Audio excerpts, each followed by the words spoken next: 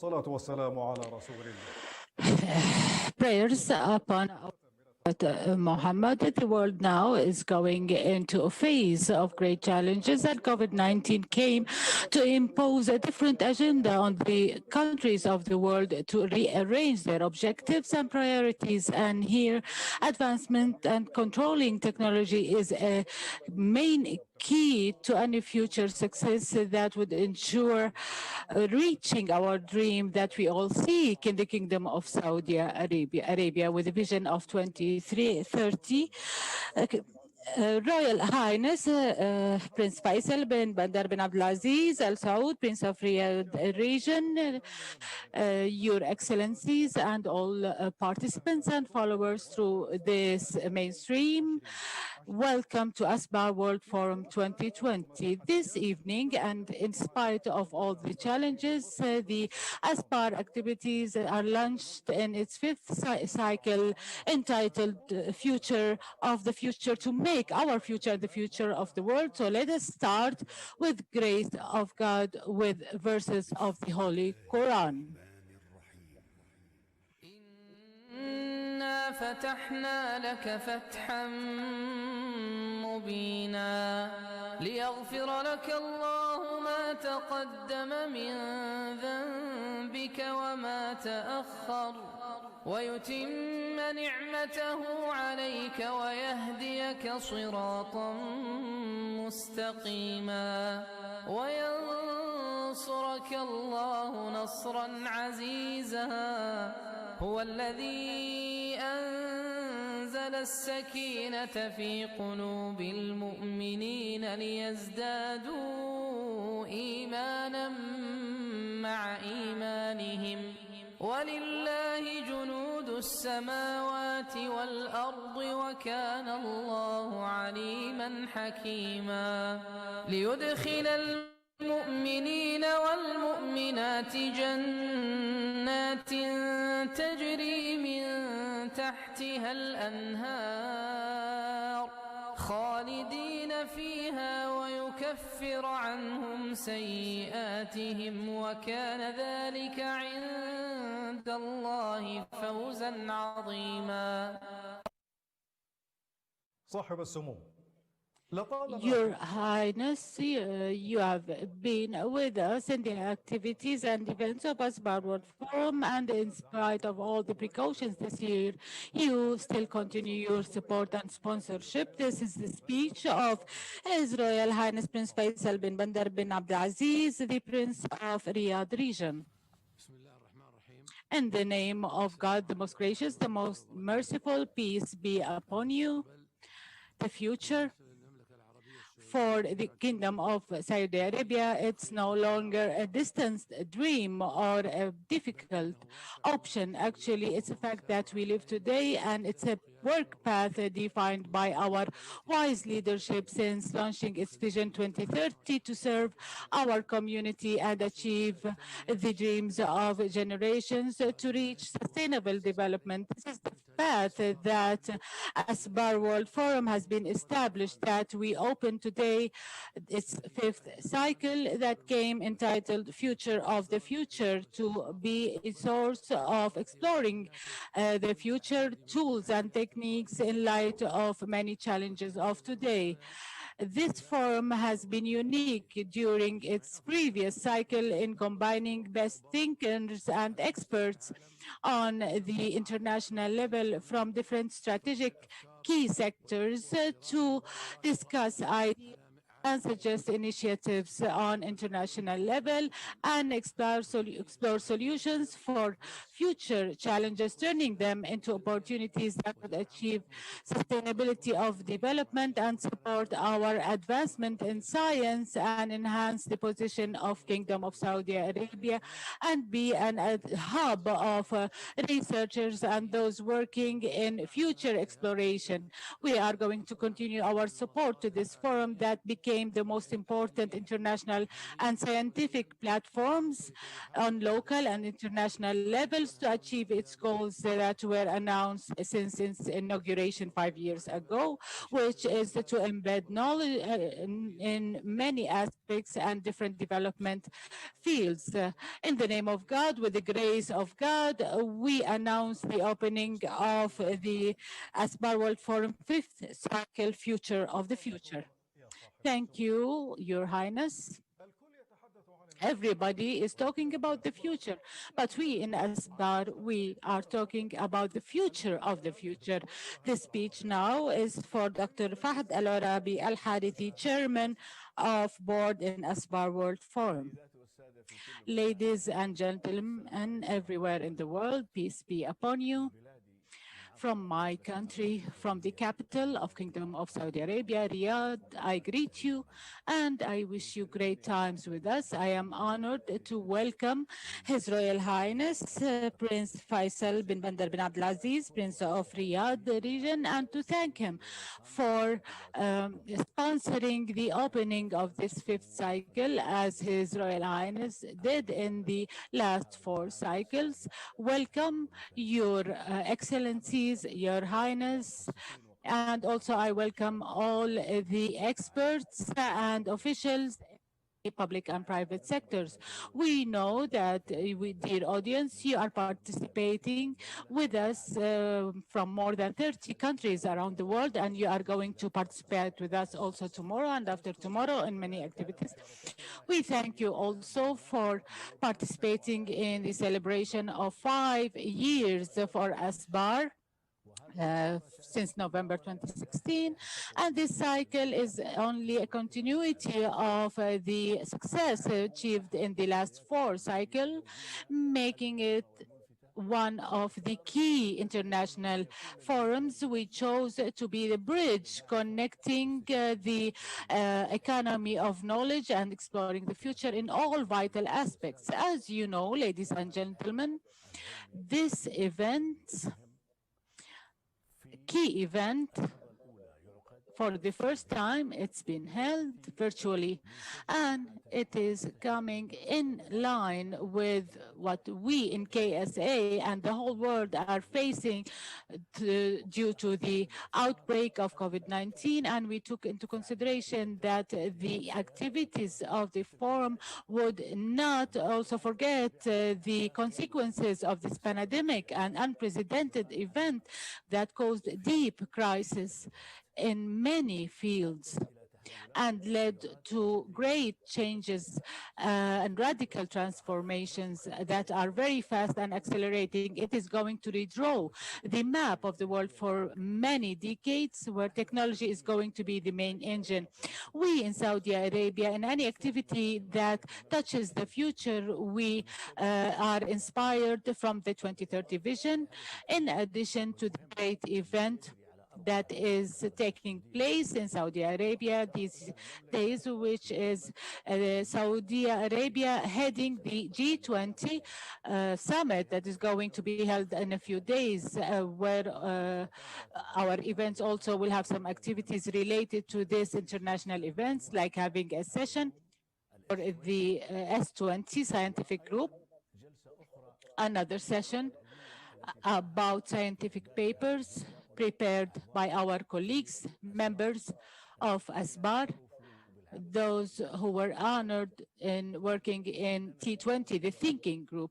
We are meeting today to have a dialogue with the future, not about the future.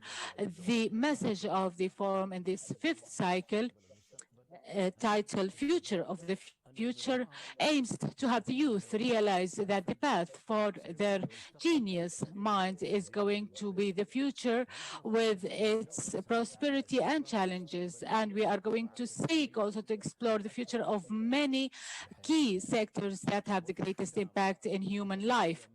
Finally, and on behalf of everybody who contributed in this event, to raise all the gratitude to the custodian of the 2 holy mosques, His Majesty King Salman bin Abdulaziz and Crown Prince Ahmed bin Salman bin Abdul Aziz, God bless them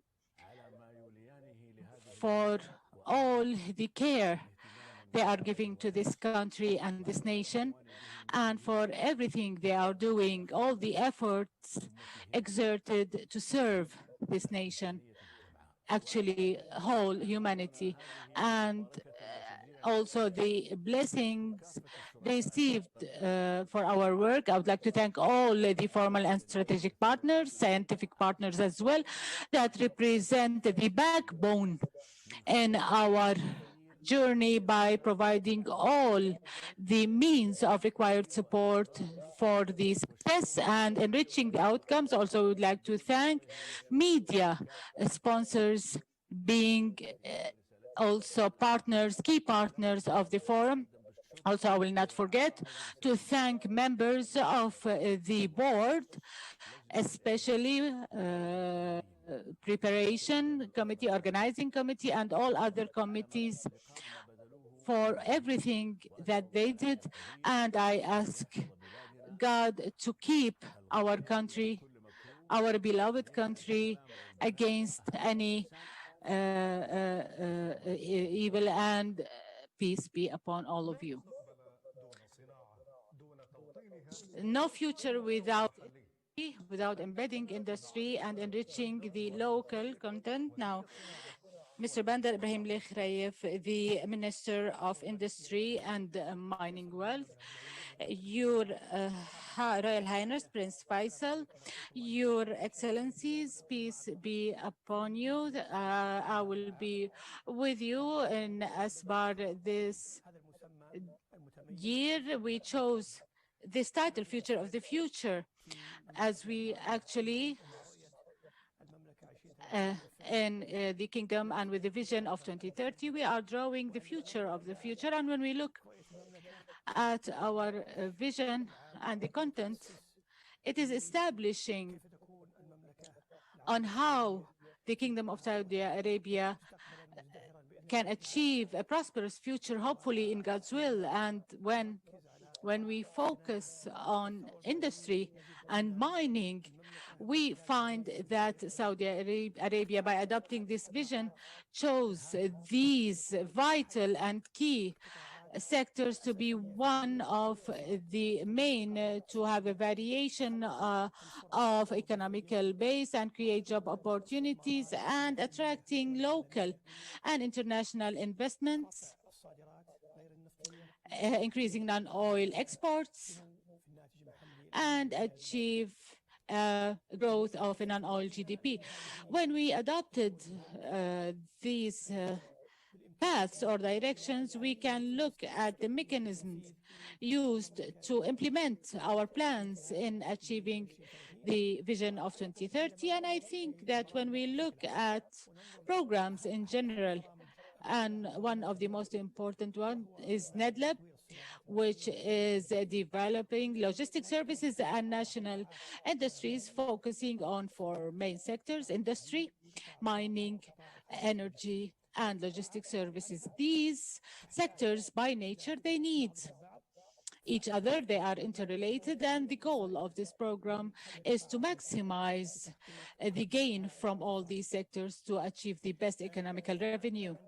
Also, when we look at the different tools, especially legislative tools that were amended in the last few years, we find that we can measure seriousness of our government in implementing the outcomes of our vision, especially in industry and mining, starting from launching NEDLAB program and also launching the Local Content Commission, External Trade Commission, the Ministry of Industry and Mining with its new version by focusing on these targeted sectors and also strengthening the system completely so that it can achieve the required goal from supporting these sectors and assisting them to also achieve the objectives. The system includes many supporters of the work of the system. We have financial supporters like Industrial Fund and the Import-Export Bank. They aim to create financial empowerment, also industrial fund to develop its work. And we all know that this fund had a great contribution during the last 40 years, but with this new vision of Saudi Arabia, where the capital was raised and new products also were created that is able to serve these sectors. Import and exports aims to help companies to access international markets. Also, we want to help the sector to access different markets and overcome all the challenges. As for the infrastructure, we have the Royal Commission for Jubail and Yanbu, which is one that played a great role in creating the infrastructure in main cities of Jubail and Yanbu. Then we added Ras Al Khair with Jizan, these cities that also target heavy industries. We have the Cities Commission that is in charge of the rest of industrial cities. We have 35 cities in different areas of Saudi Arabia. It aims to create an infrastructure for different industries and targets also medium and small industries or enterprises. As for the technical side, we have transformed the gatherings program to the Industrial Development Center to be the technical arm to the industrial system and the ministry to target some industries and create some industrial collaborations. Also, we are going to launch the mining investment system with the mining company and the geological space. We have launched many giant projects for geological survey, especially the Arab Shield area equals around 600 million square meters. When we look at this combination, it is clear actually how to understand how Saudi Arabia and how it intends to achieve the objectives of these sectors within these actions. Also, I would like to seize the opportunity to talk about how we see the future of industry. And this is in line also with the topic of the forum. We have today in Saudi Arabia very unique opportunities that we need to seize, especially in the fourth industrial revolution, industrial development using modern technology, using 3D printing, artificial intelligence. All these tools are going to help us in Saudi Arabia to achieve quantum leaps in the industrial and mining sectors in specific. At the same time, the reason behind taking this direction is because of our ability from a financial side. Also, we have a special population combination of young men and women that they have experience and knowledge and they can easily deal with technology. We aim to create an industrial base that depends on technology, innovation, creativity. Today's world is a world of creativity. All these traditional jobs are being replaced by technology nowadays and machines and tools. The hard coin now actually is creativity, and this is what we want, is to develop all these technologies and that our young men and women can have the opportunity to be innovative and develop a great number of products technologies that we build future upon a promising future. At the same time, we are keen that this sector, which is considered conventional, that targets investors, great investors, and high-level investments. We try to find paths for businessmen to seize a large number of opportunities in industry or in services that aims also to support the industrial sector. All in all, actually, we, and thanks God, we are blessed with great support, and the aim of this support is to achieve sustainable economical development and to have the industrial sector attractive for investment. In addition to mining, linking industry to mining, it has a great direction that we are serious in turning many natural products into added value. We pray to God that we can succeed in achieving the perception of our leadership and our nation, and we hope that we can achieve all that. Thank you for your hospitality, and I hope that this speech has contributed in a part of this forum, and praying to God and wishing you all the best, and peace be upon you. Towards a digital future, inevitable future. Now, Dr. Talal Abu Ghazale, the chairman and the establisher of Talal Abu Ghazale International Group. Royal Highness Prince Faisal bin Bandar bin Abdulaziz, Prince of Riyadh region, sponsor of this conference. Thank you, sir, for your sponsorship and for your attendance. First, and through your Royal Highness, I would like to thank whoever chose the title of this cycle, Future of the Future. It is an innovative and creative title.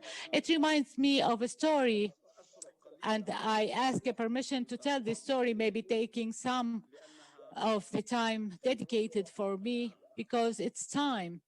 It's a good time to tell this story. In 1977, actually in 1974,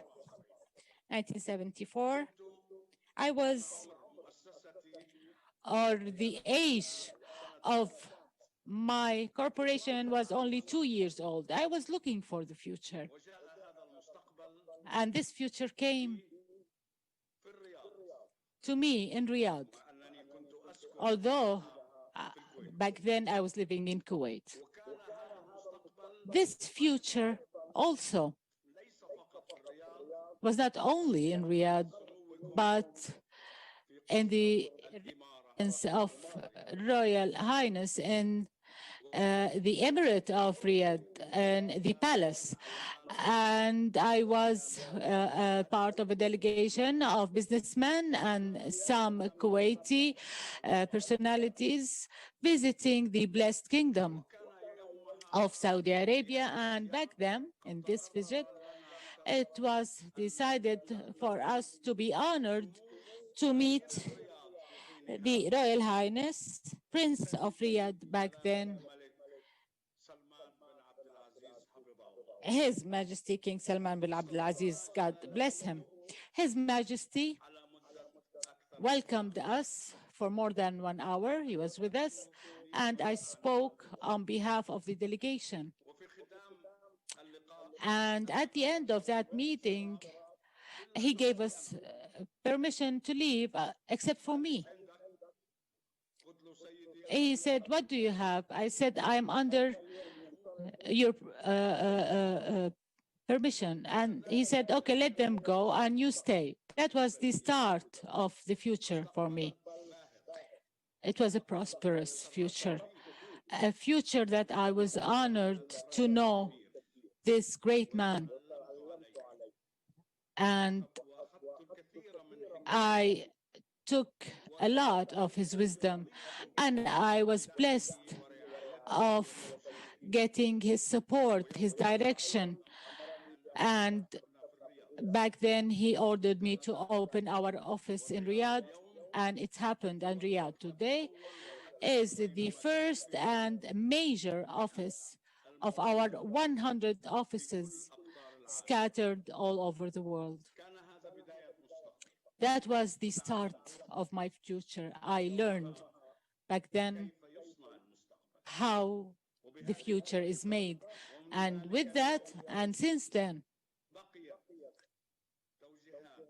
the directions and the favor of His Majesty King Salman bin Abdulaziz became a favor that I will never forget in my life. And I still wish I can have the opportunity to talk more about that story that I was lucky to be honored with throughout decades of the care I was blessed by His Majesty. Going back to the main subject, future of the future.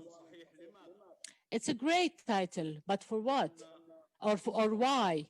Because every future is a new future, followed by a future. So life is a series of futures. So future is not static. It's moving by all events and circumstances, and the future is made by advancement and development makes more development. And we know that every innovation leads to many, many other innovations and inventions. And from each of those, we still can find unending inventions. Modern advancement in humanity started with the agricultural revolution, then industrial revolution, then technology. And now we are in the era of knowledge revolution, communication and information revolution. I was honored to head the United Nations team to draw the policy and strategies of this revolution, digital revolution. In 2001, when I was elected as a chairperson of UN ICT task force, that was because I was a student all through my life, seeking to keep up with the future and running behind this future, trying to catch up. So this industrial fourth revolution or the knowledge revolution started, and we are facing a new future now. It has great horizons and great challenges as well. And from the many positions that I have held and chairing many teams and UN organizations, I followed up how there is this international deficiency in keeping up with the knowledge revolution. For example, I was also elected to head the UN team for information and technology for development. It was called UN Coalition for ICT for Development. Unfortunately, that this great revolution, I mean the knowledge revolution that depends mainly on internet and communication, was created before many organizations, including trade ones, or the World Trade maybe organization. I served with the experts, and I saw that they could not keep up with this revolution. And until today, I asked many times, and I failed. And I hope that we can win again when we think that there's a new product called product. The World Trade Organization Agreements include only trade in services and goods, our products and services. And by being the head UN WIPO, the UN Organization for Intellectual Property, I found that the most important thing that is controlled by the agreement does not exist in this international system. It created a problem that I tried to address, as in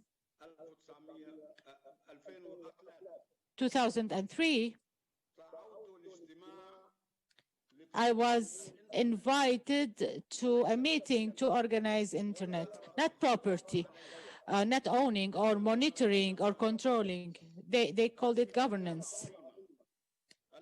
This great tool owned by America, with all the greatness, it has many, many problems, mainly one that I fight against for 10 years now is to create a system of governance for the internet so that it can be subject to some kind of control, not ownership or organization, only control.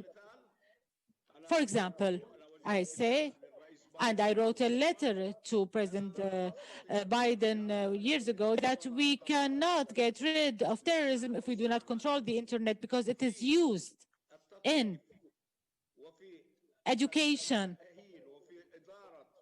and managing and organizing terrorist attacks, and we cannot control that at all. After that came another difficult problem, which is the social media. It's a long story.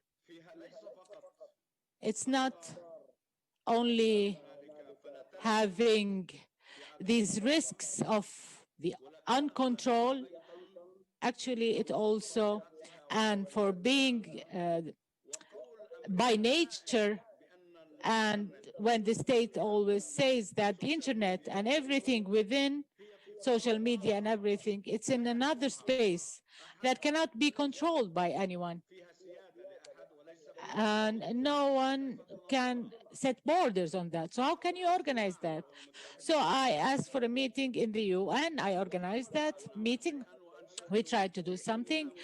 Back then, I established Internet Governance Forum to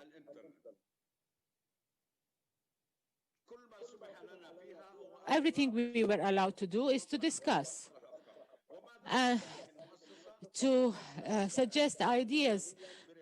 This forum is still meeting annually under the UN. I want to say in brief that this great world in its current future is great in its challenges as well. And the world after the presidential elections, regardless who will win. And I'm not going to comment here regarding who is going to be the president, but in any case, we need to start new negotiation round in all international organizations after the United States is back, when they withdraw, and now they are calling upon the idea of us first and not the world community first. And this is a great problem we face on Earth now. There is no international order, and we as individuals, we need to work in this status. We do not wait for any kind of organizing. So if there is no organization, if there is no governance, that would not prevent us from being creative and innovative, just like great corporations of the world. And through my experience, I say, we need to move to governed or controlled internet, and the also controlled and governed social media that would prevent any kind of harassment or publication of any false information or any inappropriate language directed towards people or persons or states. This is a mission I'm working on now, and I think that it's very necessary. And talking about the future, how I see it, in the knowledge revolution, and due to artificial intelligence, everything is going to change in the world. It's not like the industrial or the agricultural revolutions when they changed the tools and production methods, etc. I'm talking about this revolution that is going to change our bodies, our health, our intellectual capacities, our ages. In this revolution, we will be able to see diseases or potential diseases when children are born and prevent these diseases. This will be applied on agriculture as well, industry, everything that we deal with in our daily life is going to be changed with this revolution. Education is one of the main topics that I would like to address in this time. We need to move from education to learning. Education is not useful today. The one that I got in my youth, it was a kind of a test on how much you can learn by heart. So we wanted to know how much the student knows by heart. This is useless now. As experts of the world say, we do not need to keep any information by heart because everything is within the space of knowledge. So if we want to know anything, and ask Uncle Google or Aunt Wikipedia. So why should we keep anything by heart? So education is going to change to become learning. And the role of universities and schools, which is a modern phenomenon, as the president of Harvard University, there's going to be a tsunami of knowledge, of digital revolution that is going to wipe up all these schools and universities that would not transform. And before this tsunami, I created a college, a digital college for innovation. It's not for dictation. And we don't have students graduate unless they are creative, innovative, not with a test. This is the future, and this is where we are going. Machines are going to be basics in life. People cannot live without these small tools, laptops, tablets, smartphones. This is why we decided also to be a part of this industry, and we are one of the world producers of all technical tools, and we are proud to be able to compete in quality and in prices. The future of these machines and tools is great. And we have established the first factory here in Jordan, and we are opening a new one in Cairo, and hopefully we will be honored to start one in Saudi Arabia as well.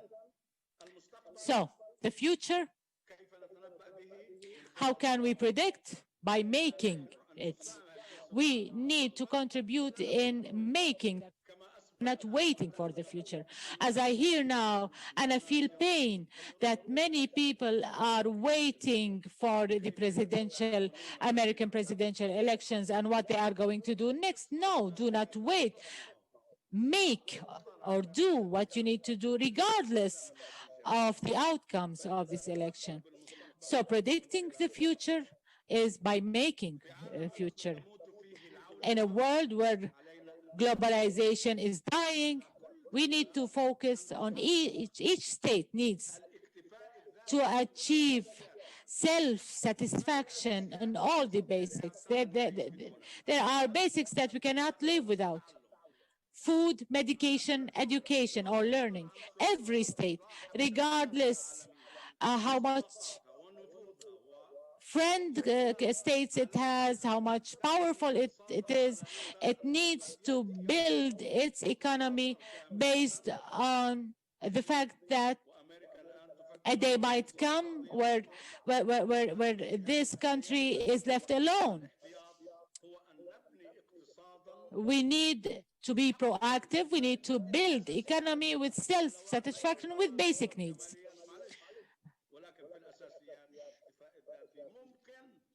It is possible.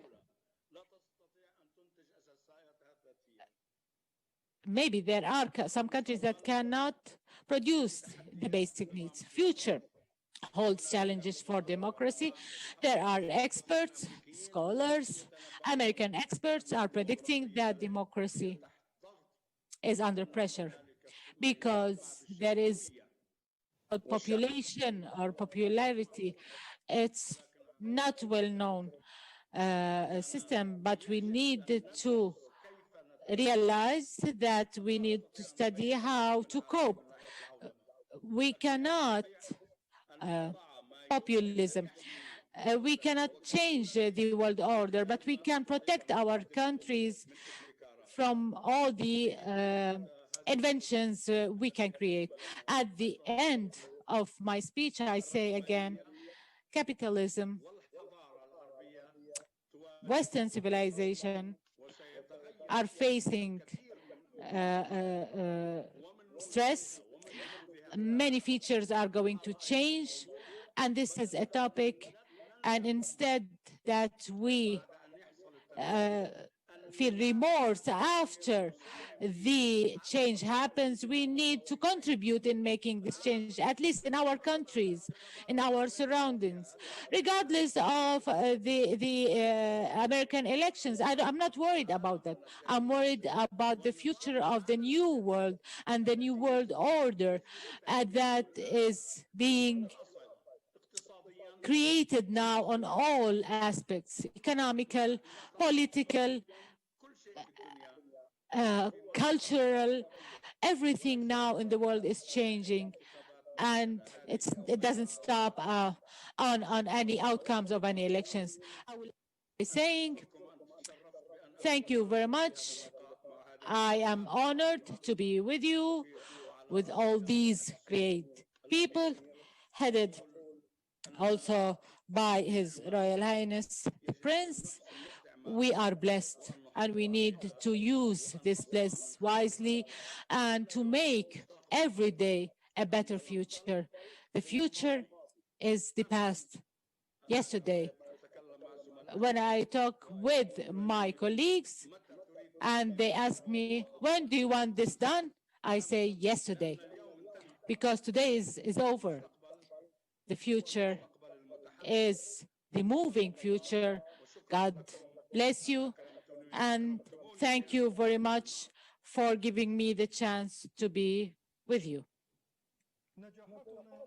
Our successes are with you and through you, and through a number of strategic partnerships. We are working together. The word today is for Dr. Abdullah Dahlan, President of the University of Business Studies. Peace be upon our Prophet. Ladies and gentlemen, good evening to you and good morning to you. I'm very happy in my name and on behalf of the University of Science, Business and Technology to thank you all, the chairman and the members of the board of the Asbar International Forum, who have been able to give us today a very important topic that we can discuss, the future of the future. It's a topic that is being discussed by leaders of superpowers and super countries where they are planning for the future generation life. So we too in this forum are discussing this. We thank, of course, His Royal Highness King Salman bin Abdulaziz and the Crown Prince Mohammed bin Salman, who have drafted a futuristic plan for this country to keep abreast of the future development of the world. We are seeing these results on the ground in an unprecedented development that is competitive to all what's happening in all countries of the world in the technology area and its usage. Technology has left no area in our life. It has impacted our lives in a very short span of humanity's history and age of on this planet. During a few decades, technology have achieved leaps in the way we transfer, educate, communicate, and other areas of the world. So trying to predict the future might fail sometimes, even with inventors and intellectuals whom we see that they are our model, because the advancement of technology is based on a number of factors. Scientific advancement, the political status or situation, economic situation. As the intellectual Alan Kay said, the best way to predict the future is to invent it yourself. And this is a call for all people to take part in inventing the future, leaving aside negativity and just waiting for what will the day bring, to work with it, to think and not to remain as importers or consumers of the technology. This is the difference between the first world and the developing world. The first world invents the future. The third world imports the technology at any price imposed upon them. Studies reveal that the population of the world 50 years ago was around 3 billion people. Today, we are over 7 billion people, and in 2050 it is expected to reach around 9.5 billion people. 6 billion of them are expected to live in cities. Are these cities ready to accommodate this number of people? As a result of this advancement in technology, a number of jobs will disappear.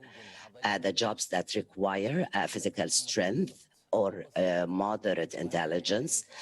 This means that the future generation will require a different type of education, advanced education, to equip them with the competencies and skills that can deal or keep abreast of the advancement. This technology will impose upon us an advancement that we cannot live without and we cannot do without. So if we do not prepare, the job seekers will not find jobs attainable or available for them. So it is expected that robots will assume more than 50% of jobs available by 2050. Artificial intelligence will provide a motive for us to work. It will create 2.3 million jobs.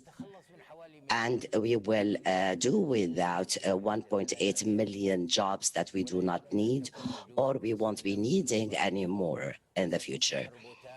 Robots will become domestic. Robots will become a new member of the family, intruding on our families. It will help the family in cleaning, housework, management, and taking care of the children.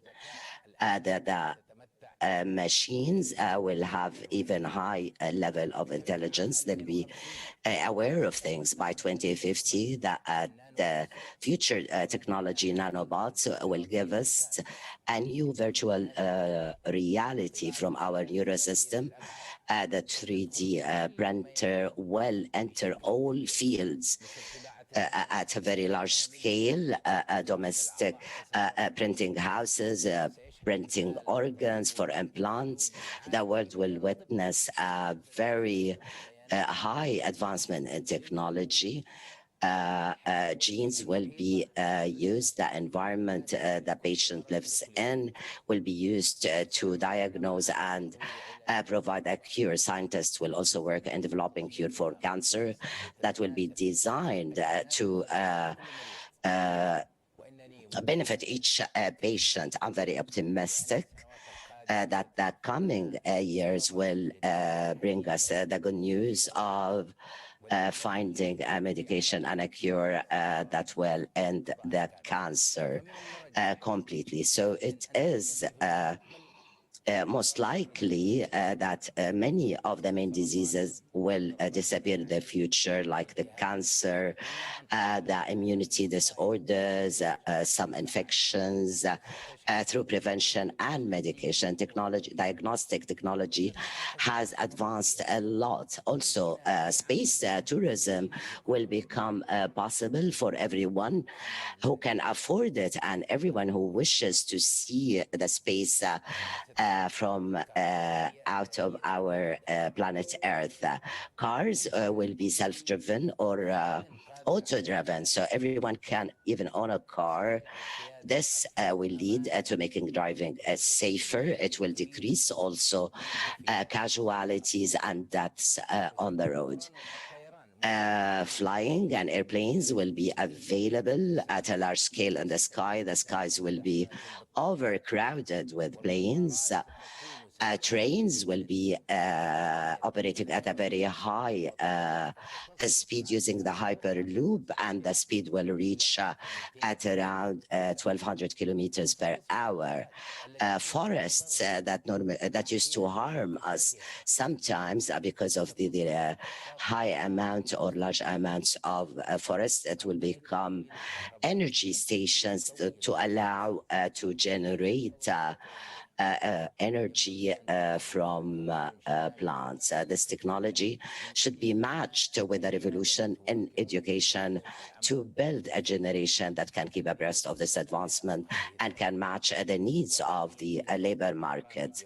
It is very important to use curricula that can make the person or the generation of tomorrow able to cope with it. Electronic education is the language of today and the future. We'll shift from paper education or traditional education into virtual and electronic. Artificial intelligence will become a feature of our world. This traditional education has no future in the digital era. It is expected to get rid of schools, maybe. As for the university education, again, it will be a distance learning, basically. Most universities will make it accessible from anywhere in the world, and it is very important, of course, to develop some technologies and tools to allow everyone around the world to be able to use it. Also, the connectivity, the modern connectivity to make everyone able to access their electronic education. Expectations, reports, studies that is looking or considering the future of the future is continuing, trying to find a better life for the humankind on this planet, and to ensure that we have a safer future for the future generation. I'm very proud, ladies and gentlemen, with the plans of the government of my country, led by His Royal Highness the King and the Crown Prince, because they are keeping abreast of all the new advancement today and in the future, the realities that we are seeing. And the COVID-19 pandemic, I wish that we'll get rid of it soon, has made all thinkers and experts and leaders headed by the leadership of addressing the pandemic. And in many areas, the education, we were one of the first countries that used the distance learning technology from nurseries till university and masters or PhD. So using digital technologies will be used in the services and e-commerce and other services. Today,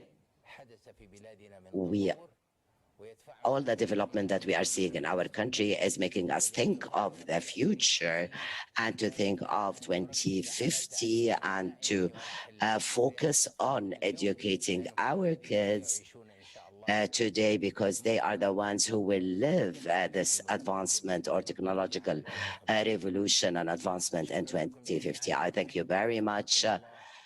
And God bless you all. I wish your meeting and everyone who's going to participate in this forum, whether speaking, discussing, all the luck. Peace be upon you all.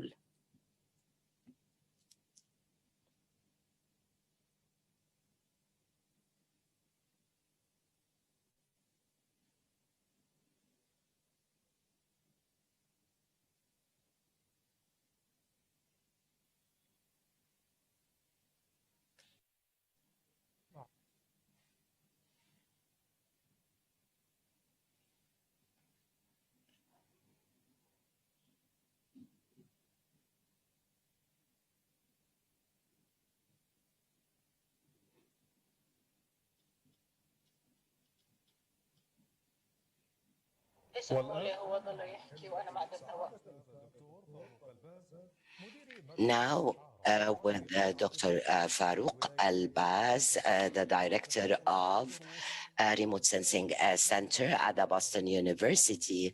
He will share with us the reasons for the success of Apollo's trip to the moon. Thank you very much. I welcome you all.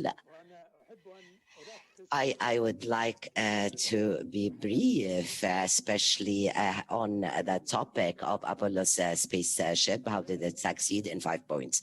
One, selecting the right institution and the team, in fact, to identify a certain time frame to finalize the task. 3, select the team and the leader who does the job, who leads the job or the task. 4, to depend on the youth, because the youth have the energy that does the work, and this is very important. 5, to be excellence, the culture of excellence, because it will not work if no one is acknowledged and saluted for the job. So this Apollo trip, what did it do? We had in 4th of November 1957, the Soviet Union or Russia sent some station maybe going around the Earth, and we learned how it was moving around the Earth, and it was giving the sound beep, beep, beep. America was frightened. What is this? Are they taking pictures of us? Are they going to attack us? Are they going to send nuclear bombs on us? How did they go to the moon? And we didn't. So in America, they were all disappointed with this Russian innovation. So this was the SpaceX trip, the first one. At that time, the president was Eisenhower. He was an army officer. He took part in the Second World War, and he was the president during that time. And he was trying how to fix the country after the war, fixing the roads, etc. And then they were disappointed with the Russian space trip, and he was asking, where are the people in America? Where are those people who are working in the space? How could the Soviets do it? So he was informed that we have 3 projects in the Army and in the Navy and in the Air Force. They all working on projects in on space. And this is why he thought that this is the reason why the Soviets were ahead of us. How can you say that the Army is taking care of it? That the Army should work and normally works in a secretive manner and wouldn't benefit from scientists and scholars. They'll keep things service. The Navy also will hide information from the Army, etc. So this is the composition or the way the Army or the Navy work. They do not share information, and this is wrong. We want one single institution to handle this, and this institution should be civil, and we don't want a military institution in order to benefit from all the scientists from all universities, all research centers, etc. Because the Army would keep things to themselves. We don't want this. We want people to share information, to open all their documents, to assist each other, to guide them, for example. So they decided to establish or to find a NASA. So NASA is a civil institution that will utilize all the experts and the information in all universities and research centers, and it will not be a secret mission. It will be open, transparent to everyone, because it is a civic institution. So it's not a secret or confidential information. So they have established this institution to perform the job. Number two, after Eisenhower, we had Jack Kennedy, and Jack Kennedy was the president who said one day when he was speaking to the people when he was inaugurated in January 1961, he said, "We will send a human to the moon. I'll bring him back alive to Earth during this decade." So he promised that within 10 years, this is in 1961, before 1970, we would have been gone and came back from the moon. And time frame was very important. People should know when would I build the rocket or the spaceship, etc. So the time frame should be clear and to enable me finish it in 10 years and maybe in 1969 and not 1970. So it's important to define the time. Number three, to select the leaders to lead the task. What do we mean by the manager of the task? The chief of training, chief of managing, they are all people and part of a team. The first president for NASA used to do the following. One, he never sat in his office except for 1 or 2 days in the week. He would read the reports and he signs some letters, and then he leaves. He goes to the different centers, the research center, the field centers. He meets with the heads of the teams, and he talks to the heads of the teams, for example, head of launching rockets, etc. So he would go meet with them, discuss, and there's a quotation or a famous quote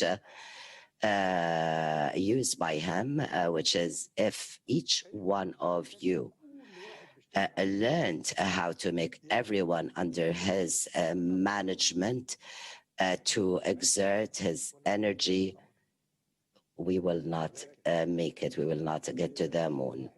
Yet, if each one of you encouraged each one under his supervision or in his team to give more than what he thinks he's able to, we will make it and we'll get to the moon before the Russians." So to exert more effort than your ability. If you work in the office, you'll be wasting your time. It's like our ministers. Your job is to go to the field, to go and meet with everyone that is part of the team, and to make sure that they know that their job is to produce, and you are the one who is responsible to promote them to work beyond their capacity, to encourage them.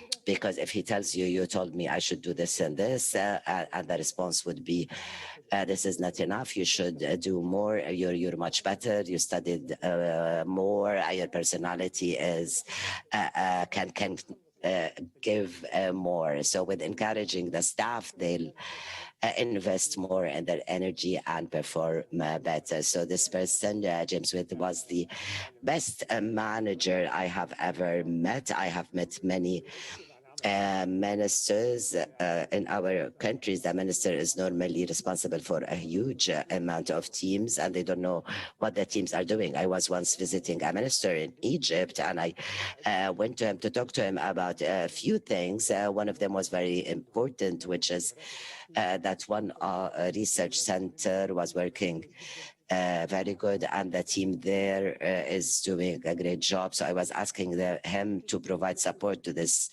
center and team. So I started that topic. I said, this center in this area, they're doing a good job. I would appreciate if you support them. And he said, where is this center? And I said, what do you mean, where? I was a bit astonished, and I stood up, and he looked at me. So I went to his side and I took his hand and I said, why don't you come with me?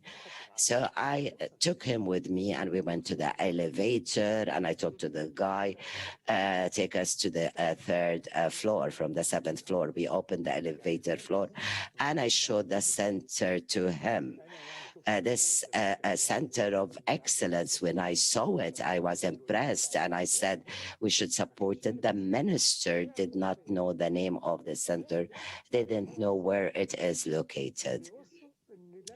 So this normally, if you have all these research centers, you should know where they are and who works there, and you should pay them frequent visits to check on them and to ask what they're doing, and you encourage them, and you tell them, you try to push them that you can perform more. You have the skills, you have the education.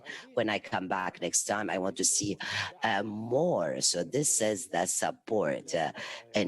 Encouraging language, warm language, both, I mean, also appraising their scientific background. So selecting the leaders of the task is important. Another thing, number 4, which is depending on the youth. Why do I say this? Because the youth have the energy, and they want to utilize it, and they want to prove themselves. During Apollo 11, the first trip or mission to the moon, I looked at the team that is working with us, and I said, those guys, 11 guys, and they're all youth. Let's look at the average age of the people. So we went down to the command center in Texas. It was a center to manage this trip or mission. So we went to the people, and we were asking them, how old are you? How old are you? And we were writing to figure out what's the average age. The average age heading this mission was, they were working on everything, of course, the oxygen amount, the temperature, etc. Everything the mission dependent on. The average age of the leaders was 26 years of age. What is this? In our countries, we never assign such a task to someone who is 26 years of old.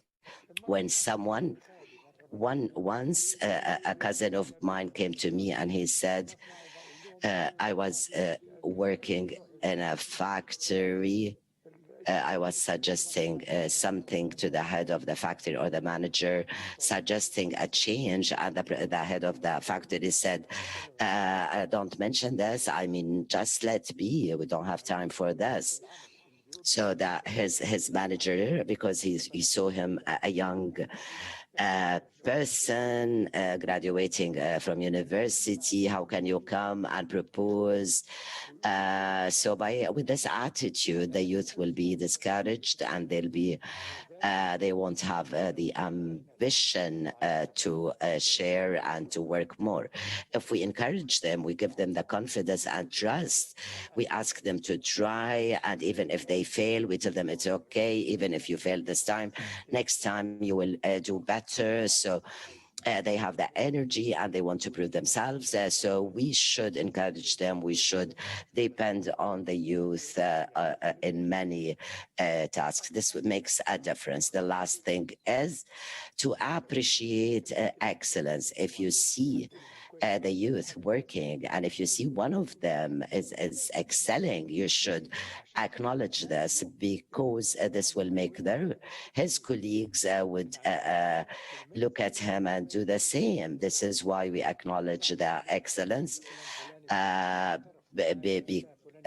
mean, in our culture, we normally take care of the youth who are relatives of some persons or don't have the competencies, but they know someone, and this is why this is affecting our productivity. If you acknowledge excellence, you'll see everyone is striving to be excellent. And when you see someone who is doing a good job in front of his colleagues, you would tell them, excellent, you did a great job, and next time I will appoint you head of the team because you're doing a good job and you have given us an example of excellence. So this is a key, and this will upgrade the person, promote the person, and promotion based on performance and not based on relationship. And his colleagues wouldn't mind because they have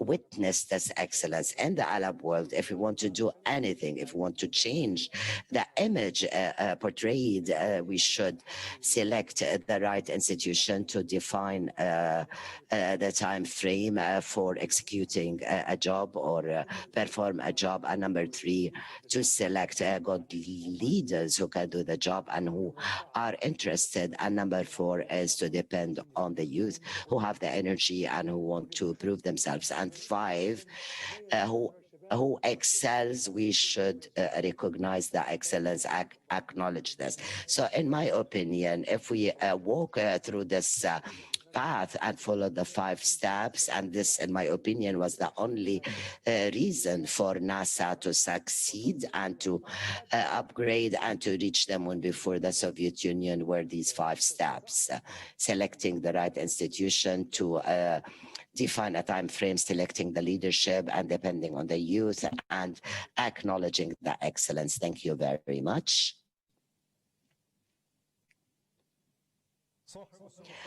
Your Royal Highness, ladies and gentlemen, by this we have ended the launching event. We'll break now and we meet you later with the first session, the future of the technology in 2050. During the coming 2 days, we will be with you through different sessions, workshops within Asbar International Forum, Future of the Future. Stay tuned. We'll see you later.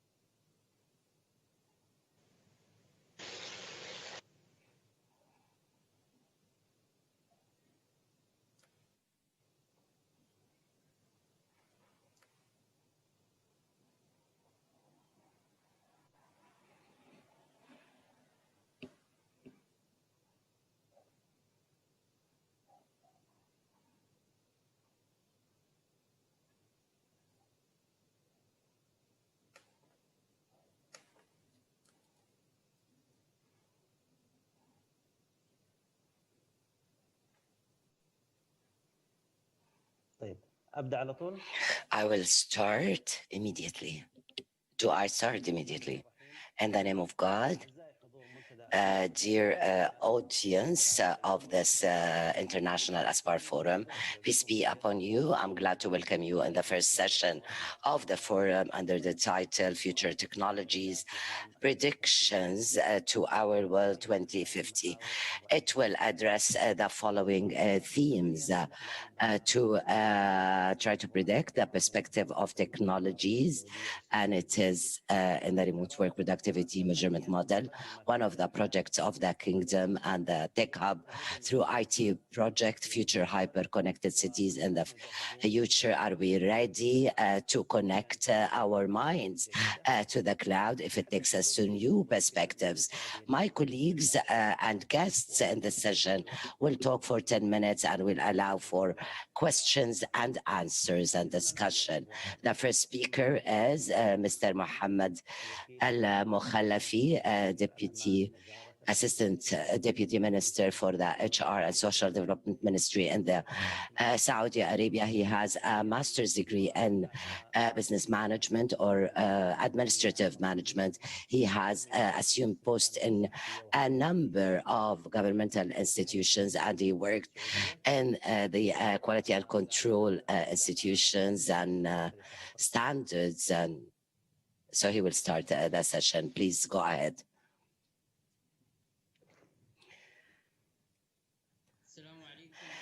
Peace be upon you and the blessings of God and mercy. I welcome you all to this meeting, the opening session. We have noticed how the speakers addressed the future and the predictions. We are, of course, living the fourth industrial revolution, which has generated or gave us a generation that wish to work whenever they work and how they wish to work, which led to enhancing the principle of remote work during this period with the pandemic as well, and the consequences, the lockdown, the need to work remotely led us to think within our Ministry for Human Resources to utilize or to use a new tool for this approach, working remotely to be permanent. However, if we do not measure the productivity, the way the workers perform, we cannot really attain or achieve our targeted objectives or move forward. So after the pandemic, we have started to enhance and promote the remote work. The minister requested the ministry to be a model adopting this approach within the governmental institutions. I will share with you within that 10 minutes, the experience or the model we are adopting and how are we measuring performance to the staff working remotely. We have started by the first step to select the staff through 4 phases. 1, nominate 20% staff to work remotely based on certain qualifications, skills, etc. for the candidate. Then we distributed them into groups, the staff who can work at 100% level, the ones who can work remotely with skills at 50% capacity or level, and the field staff who cannot really work remotely.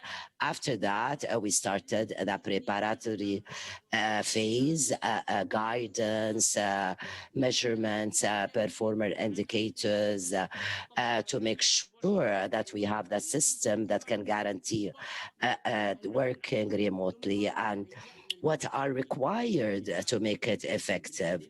The fourth step was preparing the staff, providing them with guidance, with responding to their questions, and we started this experimental trial last September. during this experiment to also try to measure our readiness to work remotely. We took it on 6 steps or phases: evaluate the preparedness of the ministry, the preparedness of the staff, studying the cost, would it decrease the cost or increase the cost, then preparing that technological technologies that would support staff, and we started to build a model on how to work remotely. We also started training the staff on all the steps, and we ran an experimental trial. We have activated this through providing, as I said, the technological requirement, and to ensure the internal communication between staff, between the managers, to enable them perform their daily work. We took another direction also. We have distributed the staff in terms of the approach of measurement or measuring performance into 3 categories. Administrative part, that normally their job is basically meetings, that they wouldn't really require technologies or internal systems. And there are staff who work on technical platforms. This is the second category, where the staff requires to be on a platform, ERP or other programs, and where there are transactions and some other functions or transactions that they would need technology. The third category is multi-task staff, and we consider them the staff who have the skills and the tools that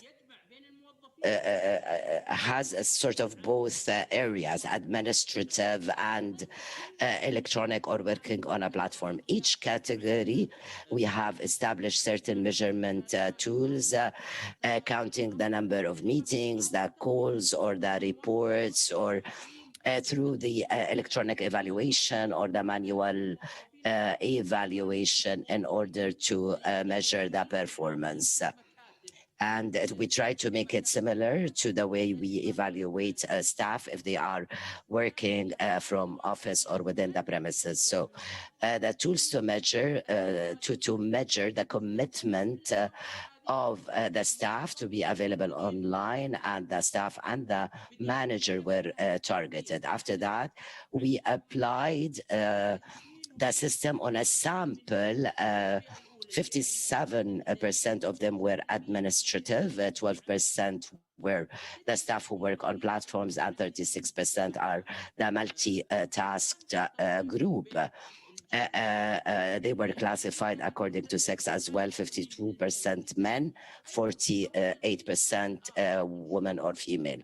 We also try to measure another dimension to see if we equip them with certain technical equipment, like a computer or a network connectivity, to see how this would support or improve their performance. And if we don't give them, how would they perform? 65% were equipped with after that, we tried to measure the productivity of the staff through a number of systems: the internal system at the ministry, the platforms for communication, in addition to systems that the staff use. After measuring this through the dashboard that we have availed to managers and staff and human resources section, to see how the staff work, and we gathered a different numbers from each. Some staff where productivity was increased 4 times through working remotely than working from office. There is in this approach to measure the performance, it was focusing on 3 items. The traditional performance measuring. Mr. Muhammad, I think You are exceeding the allocated time. Can you please conclude or try to brief the summary in less than a minute if you allow us? What are the lessons learned? Let us look at the sample. What did we find out? We've put an indicator to measure the performance, and it was used on the different four categories that I shared with you. After that, the results of the impression was that the remote work attained a high measure, which is 3.42%, 3.42 out of 5. And the feedback of the staff who worked remotely and the managers as well, also a positive feedback. The measurement of productivity and performance and their satisfaction was very high. Some of the managers, from the managers and staff. Challenges were mainly with the people who were not equipped with the technology, and also the difficulty in creating a work environment within their houses. For the managers, the 60% of the managers weren't satisfied with this experiment because the nature of work did not really match or wasn't good for working remotely. Thank you very much. Maybe we can use or we can hear more during the Q&A session. Thank you very much, Mr. Dr. Mohammed Al-Khalafi, Deputy Secretary for the Ministry of Human Resources and Social Development. We move now to our second speaker, Mr. Basiro Abdul, is a coordinator of the IT Park in Senegal. He holds a PhD degree in information technology, and he has multiple experiences in general politics and investment. Mr. Basiro, please, the floor is yours. Okay, thank you. Assalamu alaikum wa rahmatullah. So I would like to first say thank you for giving me the opportunity to share with you Senegal's vision. I mean, Senegal is a West African country in sub-Saharan Africa, and this is a summit of interest for us, as we are keen to see how we can share with you our vision for addressing the challenges for the future of the technology and how it can solve and address, I mean, real life challenges that we have on the public policy that we are doing for our population. So how to solve real time problems related to education, healthcare, well-being, I mean, addressing how to feed our populations and give them good jobs, and also see the good use of the resources. And all these kind of subjects are related to what is discussed in this amazing forum. So how to put technology to the service of the well-being of people. So in Senegal, I will just have the opportunity to talk about the digital IT park that we have in Senegal. This is the first top-notch IT park that we have in Senegal. So what we want to do is present. I would like just to introduce you quickly some reasons why it could be interesting for a country like Saudi Arabia, or in the GCC countries, or even in Europe, in US, Asia, how it can be interesting to look at what we have been doing in Senegal. So Senegal is a small country, like I said, in West Africa. We have reasons to be attractive as a country, and we are willing to develop partnerships. So Senegal is a stable and open country located in West Africa. We have a healthy and competitive economy that we have been driving these last years. We have a development plan that aims to really enhance the conditions of life in this country. And we have been also building some modern and structuring infrastructures either for digital but also in infrastructures like road, railways, and also port. So another thing of interest, and it is related to what will be discussed during this forum, is also we have the opportunity to create quality human resources, and also we have the opportunity to update the frameworks, legal and fiscal, to attract investments. We also have a well-positioned country and permit access to big markets in West Africa. So we have some advantage and big consumer markets also through Senegal. Another thing is the two things I will just finish by the reasons why Senegal is an attractive country. We have an exceptional quality of life and also a very attractive business climate. And we have been working to improve how we can build strong partnerships with foreigners. So now let me just finish with the sectors where it could be interesting to invest. Also, Senegal in the last Africa CEO survey is ranked 40th. Most attractive country in Africa. So this is what I've been talking about to let you know how Senegal can be of interest. Now, just let's go on what we have been doing. The IT park of Senegal is the global objective is to make to build in Senegal the first and largest digital regional platform in West Africa, and from that platform enhance, a radical change of the structural economy of Senegal. So what is the IT park? This is what you are seeing right now is the map that we have, the design of this IT park. Globally, what you know is it is a project that we have been that is undergoing. We are planning to finish the first phase of this IT park next year, by end of next year, inshallah. So it is roughly, what you know is it is a 70 million euros investment, and we aim to create more than 100 direct and indirect jobs in the IT sector and digital economy through this IT park activities. What we are doing is attract, we will have world-class infrastructure, and we will be able to have partnerships with very great brands that are very competitive in the ICT sector, digital economy, and see how we can through that have innovative solutions for to address e-government needs. We have been the priority sectors that we aim to have digital helping the economy is health, education, agriculture, industry, and of course services. We also will have the opportunity to give a relocation of foreign ICT companies and create an ecosystem of innovation through the faculty and the students that we have in Senegal. Senegal is also a hub for education.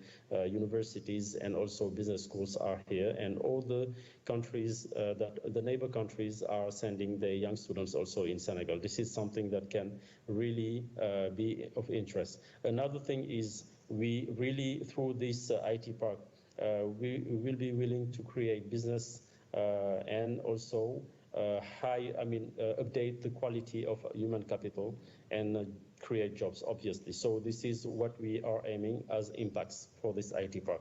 Another thing is, what is the IT park? In the IT park, what we want to do is, in this first phase, have all the conditions that will be interesting for SMEs and also big brands that are in the IT sector. We will have plug and play like offices with connectivity, very high level connectivity, and also cloud services through a data center that we have been building also.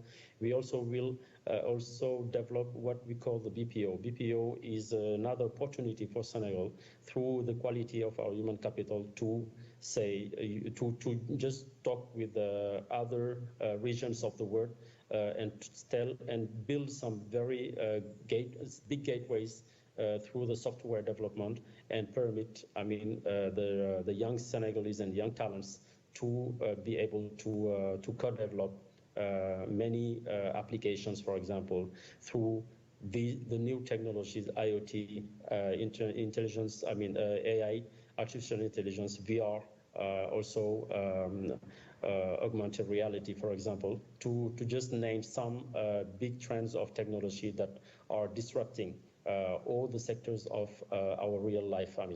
So another thing is we also are aware that we need to develop R&D, because this is what we will be able to do to go in the world of the future. Innovation also center is planned for the startups, and obviously this IT park will have also residence function for people or high level speakers like the colleagues that are in this session, to come physically in Senegal, give some very interesting conferences on disrupting technology, innovative things, and also share all the knowledge locally. And just here, what you have some pictures of what this IT park will be by next year. We will have, like I told you, a data center, because we have the data sovereignty. Because having the data center is crucial for what we aim to do. Cloud services, and also being able to locate locally the data that will came from all these activities in IT sectors. Another thing is here we have a timeline of the big results, just to make it short. From what we are expecting, supporting the ICT industry is key, because it will be the leverage to have the very modern economy, and also an economy of high quality jobs. This is what we want. Another thing is we will be able to support the government, entities, and give quality public services through digital platforms, and also obviously we will also have cybersecurity is also key for these kind of things, for the citizens to use the services given by the state. Another thing is it's already done. It's another objective is to have the economy of Senegal very diversified, because we really are very depending. We've been depending from the primary sector for years, and the aim is now to leverage on the digital tools, the new technology that are disrupting the way of life, and also put that in the priority sectors. Another thing is develop local business. It's obvious, because we'll be creating jobs, and also build strong partnerships with international brands. Would you conclude, please, Mr. Basiro? So in a nutshell, just to conclude, because I think we will have a session where I'm willing to answer the questions. Just to let you know that we are very willing to build partnerships, and we have an ecosystem that is here to create high value added services through IT and digital technology. So thank you for listening. Thank you, Mr. Basiro, and we wish you all the best in this promising project in Senegal. متحدثنا الثالث في هذه الجلسة هو الأستاذ الدكتور محمد سليم العلويني. الدكتور محمد حاصل على we have Dr. Mohammed Salim Al-Anwini. He has PhD from Caltech University in California, in the USA. In 1989, he has joined King Abdullah University in electric engineering, and he is working on modeling and analyzing a wireless communication system. Yes, Dr. Mohammed. Thank you for this nice introduction, and assalamu alaikum, everyone. Let me share my screen.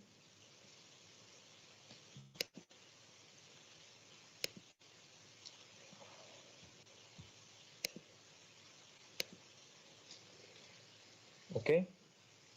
First of all, I would like, of course, to thank the organizer of the Asbár 2020 Forum for the invitation and for giving me this opportunity to share some of our thoughts on the future hyper-connected world. Let us start by talking about the so-called mobile revolution that we are all witnessing. Indeed, some argue that the mobile is so far the most rapidly adopted consumer technology in history. Nonetheless, we, here users still want more, like more coverage, more connectivity, higher data rates, better access anytime and anywhere, and all of this in a cheaper and, let us say, in a more affordable fashion. So you can easily guess that as we start deploying 5G worldwide, in the whole world, we, like, and I mean here, researcher in telecom engineering, we have started already brainstorming and planning for what should 6G be. Since over the last 4 decades, it took us about 10 years to design, develop, and deploy one generation of wireless networks, and another 10 years to start using it extensively until we retire it and move to the next G. And this means that we should be talking about 8G by the time we reach 2050, inshallah. So at this point, let us look at some general global issues as well as some specific concerns that were raised actually in some of the previous talk. And let's say, or focus on some that are related to cell network deployment. First, let us start by making some observation. Obviously, the world is becoming far more urbanized, and mega cities with population greater than 10 to 20 million people are emerging globally. So there is a greater need for large-scale operation and management for cities to effectively serve, let's say, the inhabitants of these cities. Second, if you look at this map in front of you, that's showing the current worldwide 4G distribution, we can say that we are basically clearly suffering from serious gaps in global internet connectivity. We tend indeed to forget that we still have about half of the world population, a number somewhere between 3 to 4 billion people without internet connectivity. And one may argue that based on the early 5G deployment, that this connectivity divide will even expand as a reflection of the so-called, Matthew effect of accumulate advantage, in which basically the rich get richer and unfortunately the poor get poor.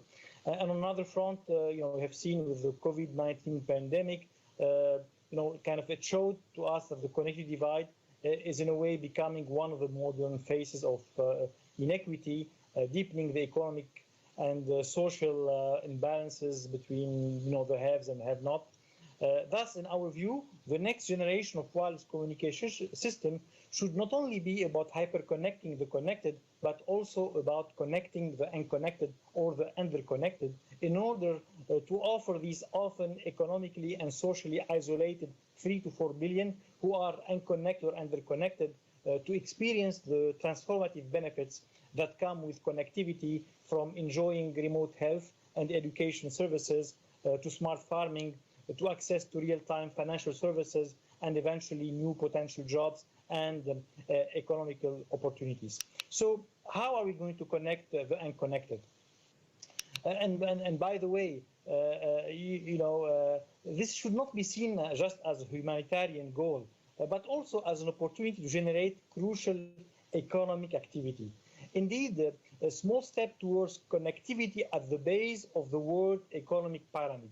And if this term is not my own invention, it was introduced by 2 famous economists cited in the slide in front of you, and it refers to the poorest socio-economic group in the globe. So these small steps toward connectivity at the base of the pyramid, which actually tend to be the unconnected people, can actually create a huge market of creative and resilient consumer and producer who are currently excluded from current formal markets. Indeed, narrowing this connectivity divide will eventually reduce the economic and social imbalance between these have and have-nots in this digital context and open this new huge market. And this actually explains, in a way, the strong interest and involvement of the GAFAs of the world. I mean here the Google, the Amazon, the Facebook of the world in this global connectivity team. And some of the most exciting research projects that is being done in this team of connectivity is actually being done in these big tech companies. Now, once we are able to provide high quality global connectivity, we can essentially break the vicious digital divide and enable richer and denser community to share their knowledge and as such strengthen the economies of less fortunate and more sparsely populated communities. In a nutshell, we want to move from this narrow concept of smart city to the broader concept of smart villages, smart hamlets, smart living in general, and with that, everything can hopefully take place in less crowded, less polluted, not densely populated environment, and the quality living can be enjoyed without having to move to a big city. And we may actually witness in the coming decades the first global counter-urbanization of the past thousands of years. So how this is going to be accomplished? The global coverage will not rely just on the deployment of costly infrastructure on the ground, but will essentially depend on the deployment of three-dimensional integrated networks that include terrestrial, airborne, and satellite communication. More specifically, we are talking here about self-organized network that will rely on terrestrial base station on the ground, on drones at an altitude of 50 to 150 meters, balloons, airship, blimps at an altitude of 500 meters to 1 kilometer, high altitude platform, known also as high altitude pseudo satellite, HAPS, flying in the stratosphere at an altitude of 20 kilometers, and mega constellation of non-geostationary satellite, as well as the classical geostationary satellite at 36,000 kilometer altitude. Now, in this concluding part of my talk, I would like first to highlight the interesting connection that exists between what I just talked about in terms of innovative telecom and networking solution to connect the unconnected, and the more general emerging concept of network in a box, also known as pop-up network. These networks basically offer a set of portable and self-organizing nodes that provide seamless connectivity from the air or from the space to a group of mobile users in a different other contexts for emergency communication, to offload in basically very crowded event, for scientific mission in the middle of Amazon, or for moving cells like airplanes, ships, boats, and trains. I would like also to mention, while I focused in this opening presentation on motivating what we should develop, basically to connect the next 4 billion unconnected people, but beyond that, actually bringing global connectivity can also activate the use of variety of Internet of X things, underwater things, underground things, space things, that can help with, for example, smart farming and climate monitoring. And then, in conclusion, I would like to make a final connection between aerial and space telecom network solution that we outlined in today's talk with new, interesting, emerging, and future trend in transportation systems. Indeed, since the development of transport system, humans have explored ground levels, car and trains, below ground, subway and metros, high altitude space, basically airplane, for transportation purposes. However, with the increasing burden of expanding population and rapid urbanization in recent decades, public transportation systems are suffering huge pressure. As such, transportation engineers and researchers have started to explore the underused near ground space, in short NGS, for transportation purposes. And here I mean autonomous flying cars and flying taxi, which are not totally kind of a novel idea since they were predicted by Henry Ford 100 years ago. And these flying cars will be moving around, and they will not be moving only people, they will be also moving goods. And as such, they will aim not only at solving the traffic congestion problem in densely populated urban area, but also solving the so-called last mile transportation problem by making access to remote, rural, and hard-to-get area more convenient and cheaper. And in this context, obviously, what I talked about in terms of aerial and space network will keep these flying autonomous cars connected for control and command purposes, and of course, to offer good connectivity to the passenger during their trip in these flying taxis. In conclusion, I would like to thank you for your attention and conclude that as telecom engineers, we have no choice but to keep pushing the envelope, fulfilling, hopefully by 2050, this interesting prediction made 100 years ago by the great inventor Nikola Tesla. Thanks again. Thank you very much, Professor Muhammad, for this, for highlighting this interesting overview on the connectivity in the future. and we'll be back with you with many questions to explore more about this promising and interesting technologies. Our next speaker ضيفنا المتحدث الأخير في هذه الجلسة. Our last speaker in this session, Dr. Rania Baashira. She is an assistant professor and head of programming engineering and holds a PhD on computer from the USA. And she is a researcher in wireless communication networks. Yes, Dr. Rania? Thank you, Dr. Muhammad. Share my presentation.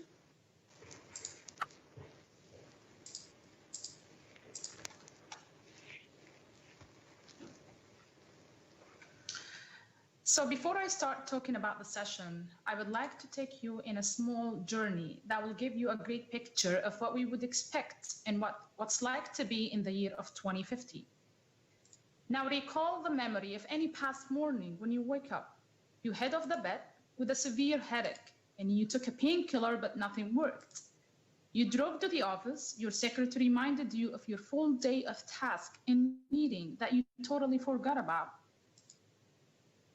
Later, you left the office, heading to the clinic to examine your health concerns. You waited for hours for diagnosis and prescription. At home, you were hungry, but you were very tired, so eventually you slept hungry after a long day at work and clinic.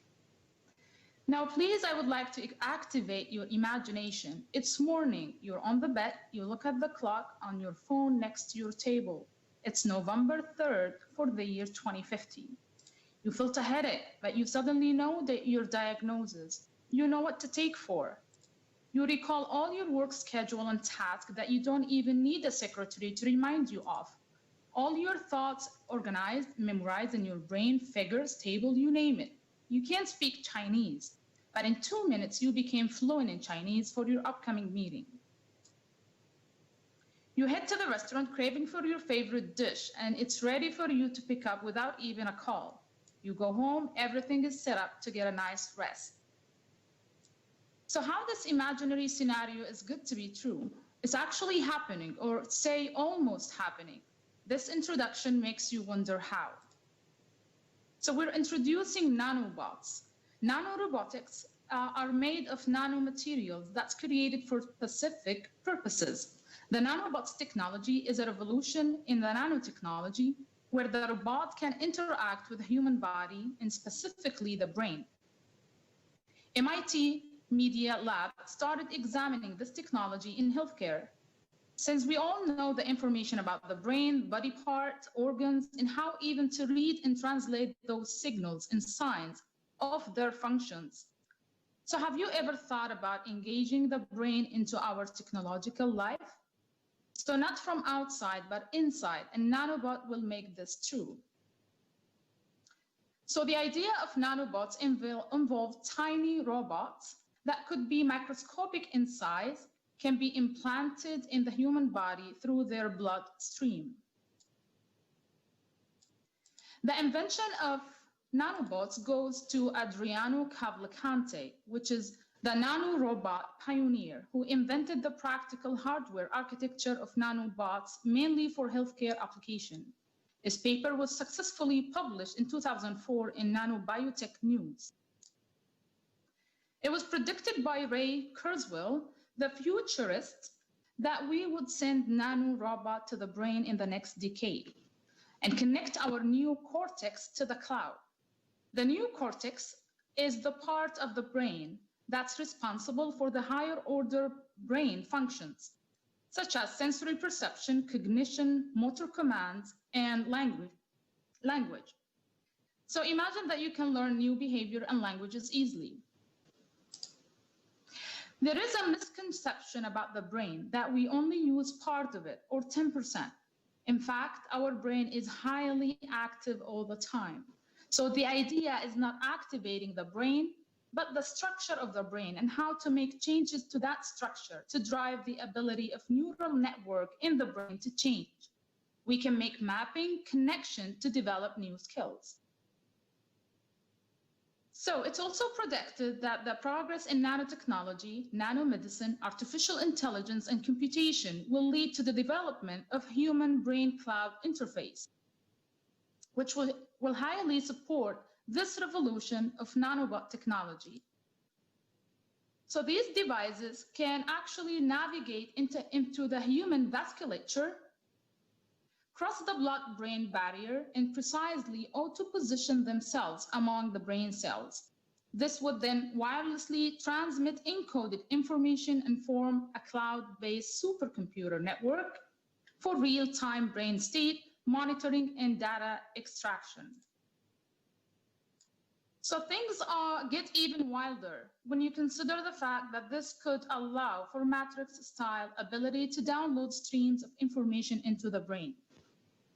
If we're able to transfer data to the brain and change the structure of the brain, we can download any software, new skills, new language. The brain cloud interface could even enable us to create future global super brain, connecting networks of human brain and AI to form a hive mind. We have increased the level of abstraction through technology, so we can further increase it even more by connecting our brain to the cloud. So the idea of increasing the intelligence of a computer or smartphone by connecting them to the cloud to create Internet of Things is very similar when we connect multiple brain networks together to create the idea of Internet of Thought. Humans already involve and interact with technology. We all know that we can implant small radio chips and inject them into the human body to connect us externally to the cloud. So we can do the same idea by connecting us internally to cloud through multiple brain networks to achieve the Internet of Thoughts, which connecting our thought to the cloud. So predicting would help us to search toward the destination. We may discover magnificent ideas and technology revolutions along the way. A funny thing that in one point in time, we can swallow the doctor, which could be the nanorobot lately, since it's going to replace the doctor in healthcare technology. The nanorobot technology will benefit the society in multiple aspects, despite the fact that it will contribute in solving major problems in healthcare application. In 2017, scientists created nanobots that targeted the cancer cells and attacked them and killing them. This year, a group of researchers designed a nanobot that's composed of DNA fragments that's capable of destroying the pathogenic RNA strands. Elon Musk, the CEO of Tesla, already implanted a device into a pig and demonstrated in the photo that was taken in August 2020 that the pig was healthy and were able to read the pig brain activity wirelessly. So this will contribute in the economic and political values and will lead to job creation in many sectors, more importantly in research, engineering, and technology. The emerging technology of nanobots is aligned with the Kingdom Vision of 2030. The vision aims to develop digital infrastructure because it's considered a fundamental factor in building the advanced industrial activities. The digital infrastructure plays a major role in attracting the international investment, improving the economic competition. This motive has increased the demand of IT majors and engineering, as well as creating opportunities for engineers. University of Business and Technology initializes and prepares our graduates for the market needs, which is also aligned with the Kingdom 2030 vision. We as a university promote the national identity through the learning outcomes to lead individuals towards success and form generation consistent with the Kingdom economic and political value. We focus precisely on improving the learning outcomes of our students to create graduates under vibrant society. Thank you. شكرا جزيلا دكتورة رانيا. Thank you very much, Dr. Rania, for this presentation of these highly advanced technologies in the future, and I hope that they will work to the interest of humanity and to develop achievements of humanity and not to be to harm humanity. Thank you, dear speakers, for all your presentations and future technology.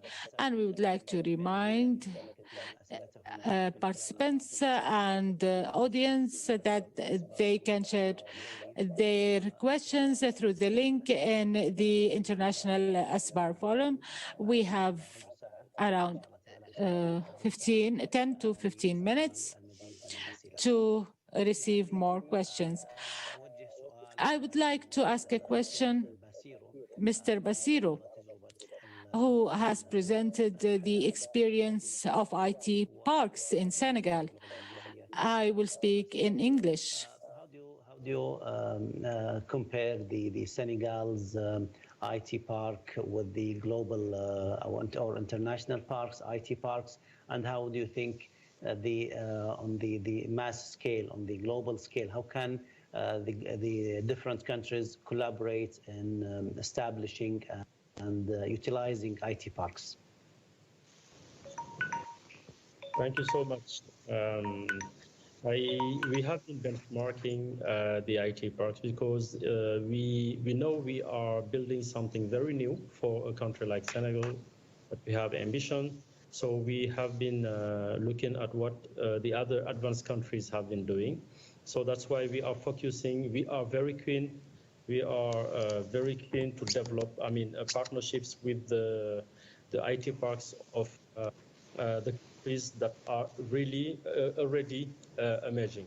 And I have been very impressed by what the GCC countries have been doing, because I have been in Istanbul, Abu Dhabi, Dubai. Unfortunately, not yet in Saudi Arabia, but I feel like I'm there with you. But it's amazing what has been being done by these countries in the tech sector, and they are willing to invest in education, and it's the key. So what we really are doing is we are looking for partnerships, because we know we have experience to gain in this sector. We have engineers, we have some solid curricula in software development, and we are keen to build bridges with a very ambitious program, faculty programs, and also brands that are willing to relocate one part of their activities in West Africa. And the IT park, also just to finish, the IT park Yes. we are building will have the infrastructures, but also the incentives that needs to be put in place so that the companies and also the faculties and college will be able to work with us. So we really are Thank you. about that. Yeah. Thank you, Mr. Basiru. سؤال لبروفيسور محمد العلويني. Question for Professor Alwini. What are the research efforts in King Abdullah University to activate connectivity with the different tools and systems to serve Saudi Arabia and our Vision 2030? We have, as I mentioned in my talk, our research direction at KAUST, we have many faculty working in the area of wireless communication. And if I want to summarize our kind of efforts, I would say we are working towards hyper-connecting the connected, but we are also working on connecting the unconnected. So by hyper-connecting the connected, I mean that we are working towards the next generation system, like the 6G, higher capacity, higher data rates, more users. And this is kind of efforts that we have been doing over the last 10 years. But also, as you may know, even in the kingdom, there are many spots that are lacking good connectivity. And to connect these unconnected, you need to basically conduct research in aerial networks. And for that, we are looking at satellite communication. We are looking also at high-altitude platforms. We are still at the theoretical stage, but we would like actually to maybe kind of implement some of these the results, or in collaboration with people who build maybe some of these kind of platforms. But we're quite active in the area of wireless communication at KAUST, myself and many of my colleagues. شكرا جزيلا Professor Muhammad. Thank you very much, Professor Muhammad. Regarding Dr. Rania, how can universities, public universities and private universities, who can collaborate with private sector, and how it is possible to have these nanobots methods succeed and the experience can be expanded more? بالنسبة للمجال التعليمي احنا نحاول For education, we are trying to provide the students with resources that would urge them to research and urge faculty members and those working in education to try and publish researches and papers that would help in nanotechnology. As for nanobots, it is still under trial, and research is going on. All public and private universities, they need to contribute through research, education outcomes, because at the end of the day, those students are the ones who are going to continue this journey after graduation. So through research, education, and choosing the suitable materials and courses for such technology. Great, but what is the role of other entities? Like, what is your vision in private universities? What do you wish from other sectors so that we can have an integrated ecosystem that would accelerate in having such technologies? So is it the infrastructure, for example? Does it need more support?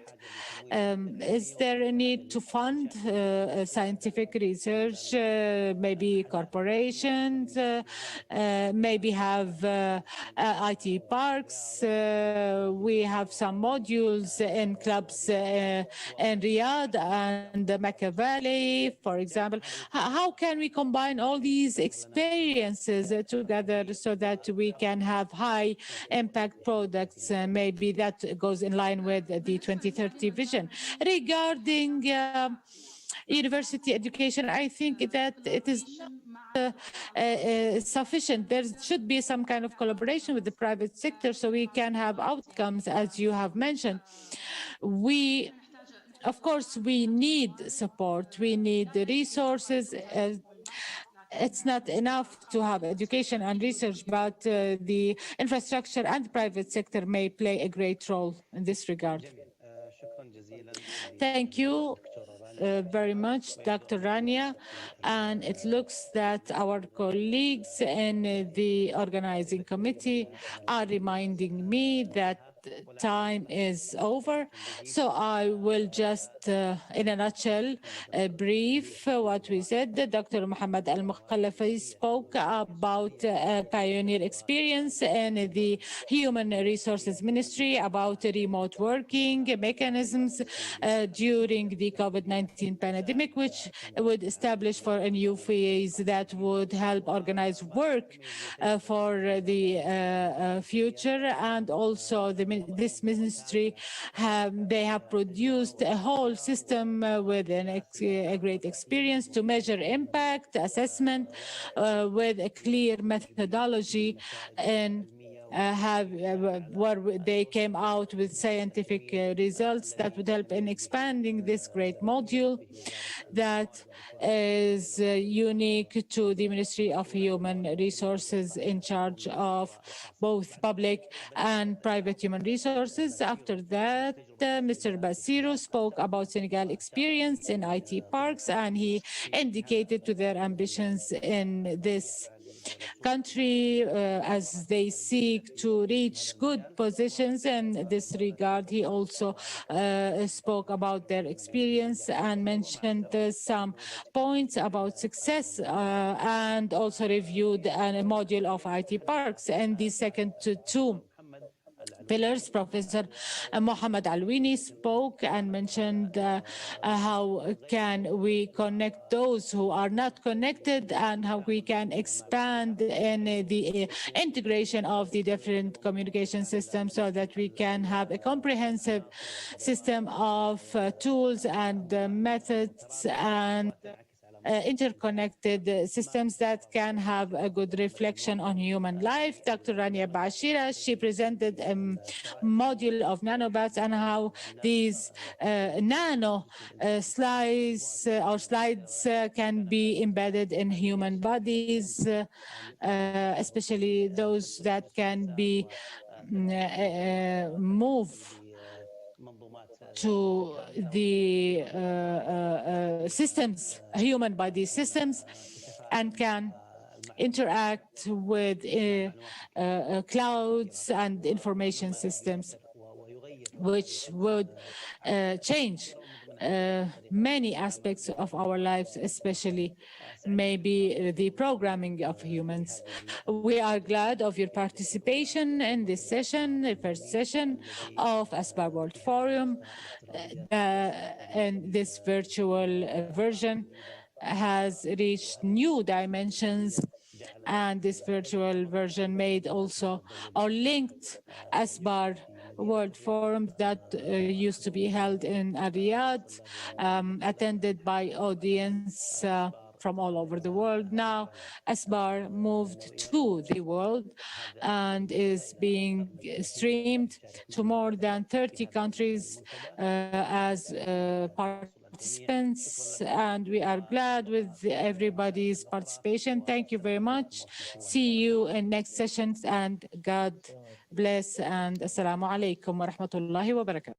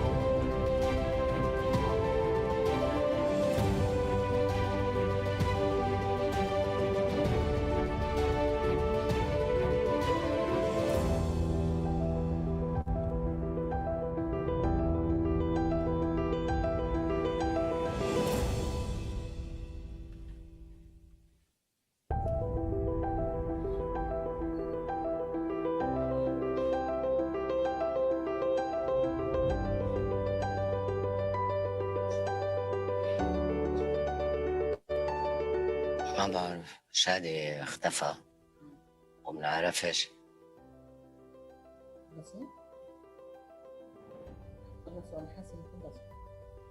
على الأجندة